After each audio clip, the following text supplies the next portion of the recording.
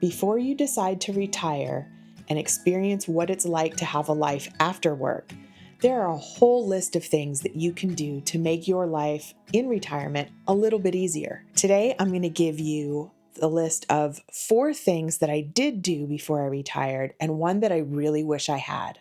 And if you're watching, but you've already retired, I would love for you to take a quick listen to what my list is.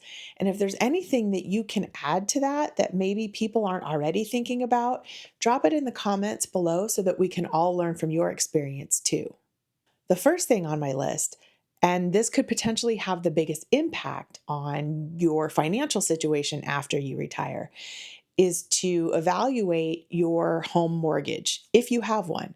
Now, I know a lot of people like to when they retire, they want to make sure they don't have a mortgage. So they try to get their house paid off. But that's not realistic for a lot of people. For a lot of people, you have to keep your mortgage going and just figure it into the budget. But I would urge you to evaluate that situation. What are interest rates like now compared to the interest rate that you're currently paying on your mortgage? Maybe even contact a mortgage broker that can talk you through this and help you kind of run some of the numbers and figure it out. I'll use myself as an example. My husband and I knew that we were going to want to retire within a handful of years. And so we were keeping an eye on interest rates as time went on. And turns out just before COVID, the interest rates were incredibly low. And so we went ahead and refinanced our house and got a ridiculously low rate. And we were so lucky to lock that in. But here's why this is important. Some people don't think about this ahead of time, but once you stop working, once you don't have an income from an employer anymore, it can be really, really hard and expensive to get a new loan because you don't have any income. The banks don't want to lend to you unless you can show incredible amounts of money in the bank. And it becomes so much harder. So before you quit your job or jobs, make sure that you reevaluate your mortgage and ensure that you are going to lock it in at the lowest rate possible. And it's not a good time, I don't think. I'm not a financial advisor, but my 2 cents is that that's not a great time to get a really cheap loan that's adjustable, in 3 to 5 years or 10 years or whatever it is, because in retirement, you need a little bit more certainty than having an adjustable rate mortgage. Again, that's my 2 cents. I'm not a financial advisor. I'm not a real estate expert. That's just my experience. But do consider it before you quit your job because it's way easier to get a new loan and go through that process when you have an employer. The second thing to do before you retire is to consider what kinds of major purchases you might need to make in the near future. For example, if you have a home, does your house need a new roof sometime in the next 5 to 10 years? Do you need a new hot water heater? What about other major appliances? What about your car?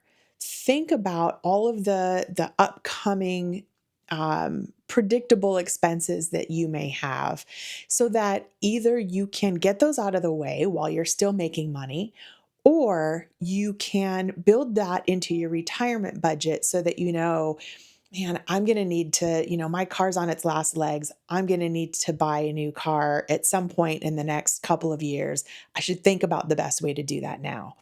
Or, man, I know our refrigerator is kind of janky and it's going to need to be replaced.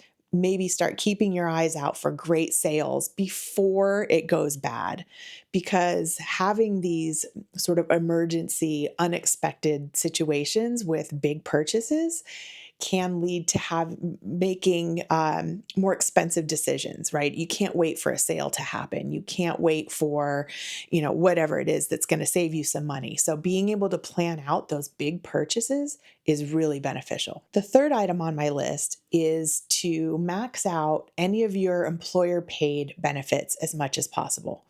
What I mean by that is once you retire, either you're going to, go on Medicare, or you're going to need to secure your own insurance through Marketplace, through the ACA, and you can get really great coverage there.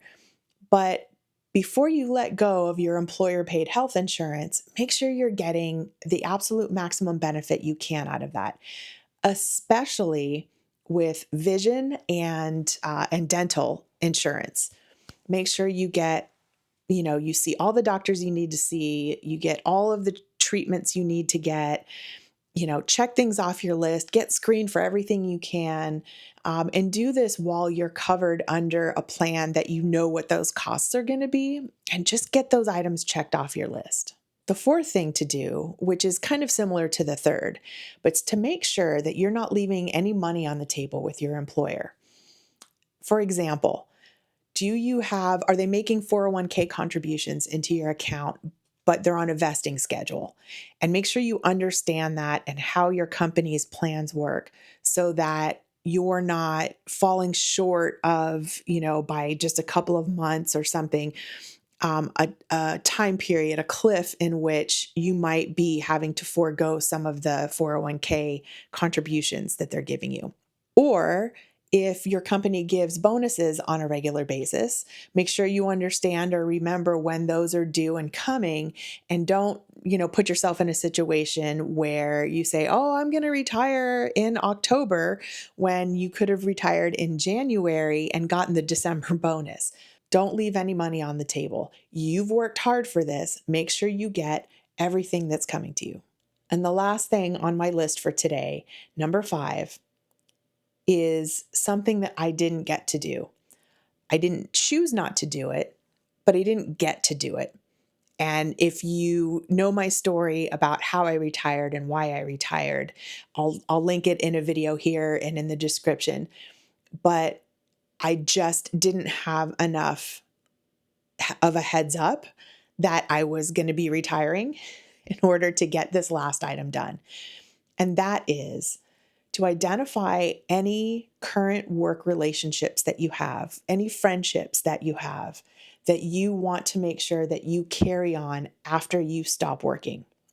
Now, this can apply even if you're not retiring, even if you're just switching jobs.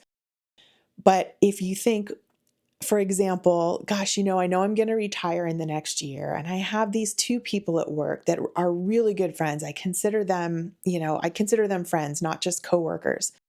I would really urge you to not only identify who those people are, but to put in some real work to strengthen those relationships so that you can carry them on after you finish working.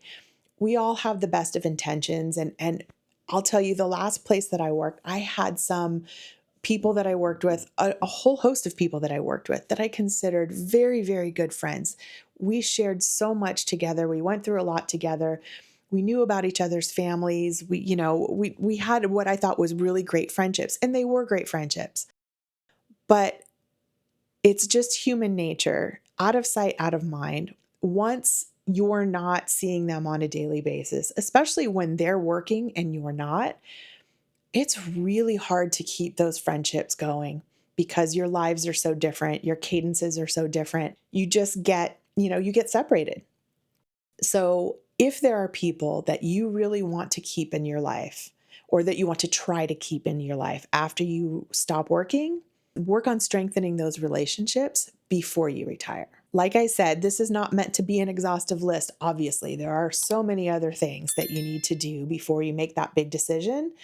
And if you have questions, or if you have already retired, like I said, and have other suggestions, please, please, please put them in the comments below. Let's help each other learn the best way to do this so that we can all have the best possible life after work that we can.